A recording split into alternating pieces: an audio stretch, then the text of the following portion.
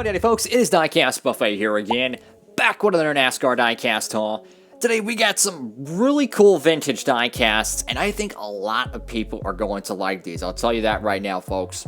I got some very cool vintage Michael Waltrip diecasts in this box, and I tell you what, man, I am just unbelievably excited to get this thing opened and get these cars out because, man, these are some paint schemes that I've always wanted. And unfortunately, we're never really able to find them. But hey, we got them right here in the box. And without further ado, let's go ahead and hop right into it.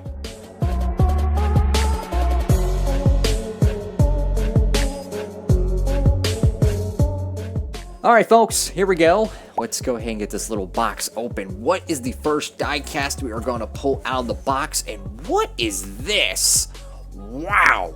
Check this out, folks. Michael Waltrip's 2005 NAPA Auto Parts Chevrolet Monte Carlo. Now, I have his 2004 edition, right? I have the 2004 edition. I do not have the 2005, and it was the final year for Michael Waltrip racing with Dale Earnhardt Incorporated. You know, him, of course, winning 2 Daytona 500s, Talladega, and a Pepsi 400. He had a pretty good stint, if you think about it. If you really think about it, 4 wins in 5 years is not bad when you include 2 Daytona 500s. I'm just saying, and to think that this cat was 460, or it was what, 462 races before he won, something like that. I mean, it's just unbelievable how many times he went into a race car and knew he was not going to win, and it just somehow, some way, by the grace of God, the tides parted, and he won the Daytona 500, and he won it again in 03. I tell you what, man, I don't think Michael Waltrip's a bust, in my opinion. I think what it was is Michael Waltrip, if he would have stayed longer at DEI, if he was a little bit younger, I think Michael Waltrip would have probably had 10 years at DEI. A lot of people forget that Michael Waltrip has been racing at DEI for just 5 years, but he was also racing in the Cup Series since the late 80s. So, I mean, this dude's, been racing for 15-something years, and then he gets, he leaves and starts his own race team. But the thing is that if he would have started with a team like DEI in the first few years of its Winston Cup career, I tell you what, man, this dude would at least have 15 wins. That's my honest opinion. I think he would at least have 15 wins. I don't think Mikey's a bust. I just think he got the opportunity very late in his career. And I tell you what, though, Dale Earnhardt, he believed in Michael Waltrip. And first started at DEI Chevrolet, he freaking wins the 500. But he got the 2005 edition now, and that's just another diecast to add to the Michael Waltrip collection. Go ahead and set that off to the side. Let's keep it rolling, guys. Ooh, hold up. Oh, we got an extra diecast in here. Wow! Check this out, 2014 Tony Stewart Mobile One Tracker Boats Bass Pro Shops Chevrolet SS, and this is a car that I ordered. I could not believe how cheap this thing was. $2.75. I couldn't freaking believe it, man. I mean, this thing was just dirt cheap, man. I mean, I tell you what, this thing was just pretty much dirt cheap. You couldn't pass it up. Absolutely had to get this diecast, and that'll be something fun to review. But yeah, I mean, for $2.75, you couldn't freaking believe it. I mean, it's dirt cheap. I know this car was from 2014, but this has it on the PTC mold or the WLS mold. This is on the good mold, the L mold. And wow, this thing will be a fun review right there. And it's a Tony Stewart diecast. He's one of my favorite drivers. I couldn't freaking believe it. I figured it'd be like one of those promotional Christmas diecast or something. No, it was a freaking paint scheme on the best mold the Gen 6 car ever has been on. And what is this, my dude? Whoa! What the heck? I guess that's the product number. This is Michael Waltrip's 2003. What is this? Michael Waltrip's 2003. What is it? Hootie the Blowfish? I think that's what they call it. Darius Rucker.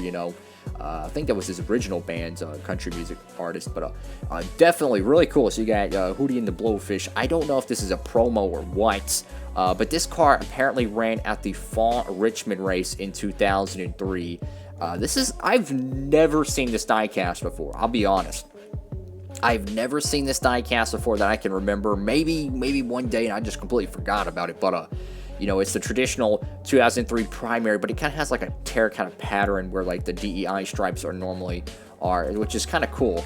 I'm guessing that's just a product number. It's probably already been opened before, but you know, I picked this thing up. It said it was new, but you know, you never know. But definitely really cool diecast, man. I've never seen this car, and I couldn't believe how cheap it was. It was like $5. I couldn't freaking believe it. That's really cool. 2003 secondary paint scheme. That is freaking cool. Let's keep it going, and oh, look at this. Wow. Michael Waltrip's 2003 patriotic NAPA auto parts car. Wow, man, look at that. That is just beautiful. That is just beautiful. I mean, just look at that patriotic 15. That's something Michael Waltrip did in his DEI days very well, is he had the patriotic cars, you know, 01, 02, 03. I mean, that patriotic 15 car, man, it was beautiful. And something so cool about it is that when he started his own race team with MWR, that kind of like tradition continued, because you've seen the patriotic cars on Ruderman, you've seen the patriotic cars on maybe like Clinton Boyer or Martin Truex Jr. You know, he kept that patriotic vibe. But sometimes, I'll be honest with you, some of these teams don't run patriotic paint schemes. Like, do you see Joe Gibbs Racing running Stars and Stripes schemes every, you know, July Daytona race or Coke 600? No. I mean, Kyle Busch does with the M&Ms, but I don't see Hamlin running it. I don't see Eric Jones, you know, so it's really cool that NAPA allowed DEI to do this. But this is really cool, guys. Look at this. We got two 2003 alternate paint schemes right here, man. Wow. I mean, that's freaking awesome.